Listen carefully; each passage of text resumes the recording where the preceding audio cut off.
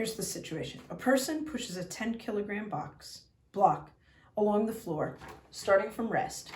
It reaches a velocity of 3 meters per second at time 1, and later is going some speed faster. First, assume friction is negligible. Also, assume that the work added by the person between T0 and T1 is identical to the work being added between T1 and T2. Let's draw energy bar charts. In the initial state, considering the block only, the block is at rest and not elevated off the floor, I have no energy stored in this system. Therefore, no bars to draw. In the second state diagram, I have the block is moving. It's going to have some amount of kinetic energy. It's still on the floor. So whatever total I get for kinetic is going to be the system. I'm going to come back and calculate that later, but I'm going to start by drawing just, it's moving. There has to be some kinetic energy. I'll calculate soon. And in the third state, the block is moving even faster than in the first. And I'm told that there's some energy being added into the system. So I know that there should be more energy here.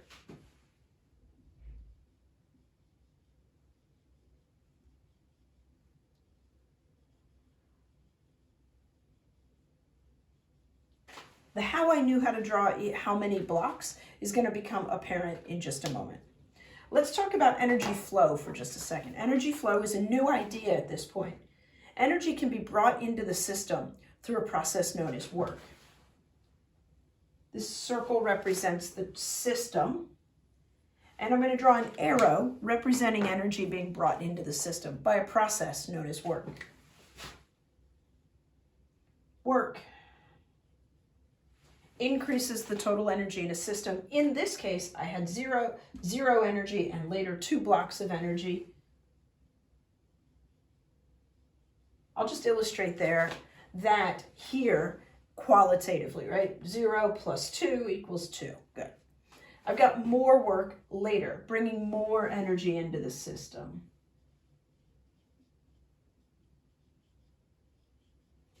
Adding to the 2 blocks of energy I had on the previous step, I now have 4 blocks of energy. This is a qualitative energy flow diagram. Let's make it quantitative now. Nothing to calculate here. Let's calculate the kinetic energy at this step.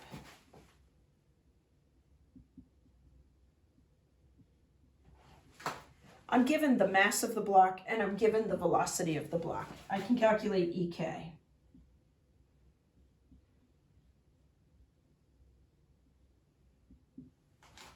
Let's see, 3 squared is 9, 90 divided by 2, 45.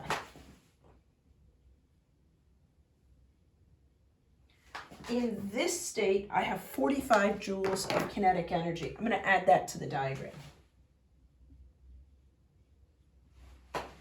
EK and ESIS are the same amount. There are no other types of energy in the problem here, so this is also 45 joules. Another way to look at it here is this amount of energy being brought in, 2 blocks. It's got to be 45 joules. It actually makes this next step much, much simpler to see. 2 blocks here was 45 joules. 2 blocks here needs to also be 45 joules. Because we assumed that the work being done on the system adds the same amount of energy each time.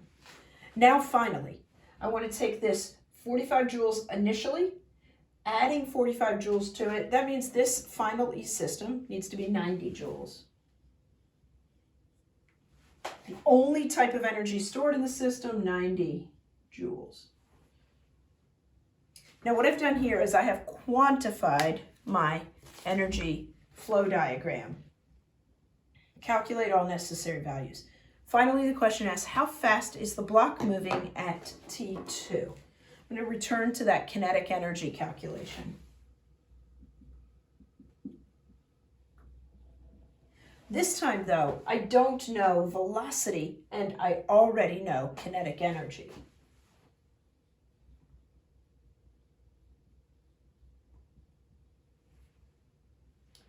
90 times 2 divided by 10 equals v squared. That's, what is that? That's 180 divided by 10. 180 divided by 10 is 1.8.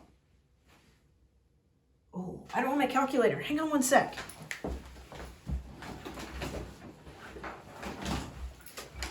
My ability to mental math has run out here. This is 1.8, so I'm going to take the square root of it.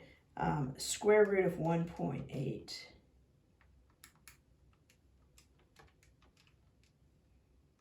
$1.34.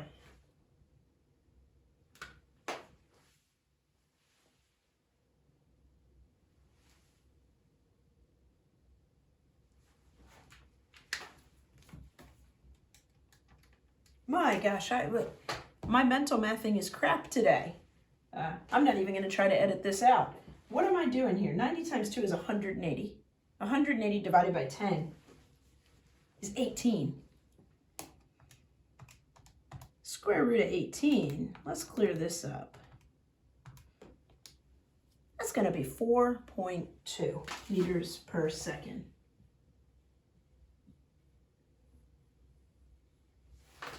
Give you a chance to get a good look at it. Sorry about that math mistake.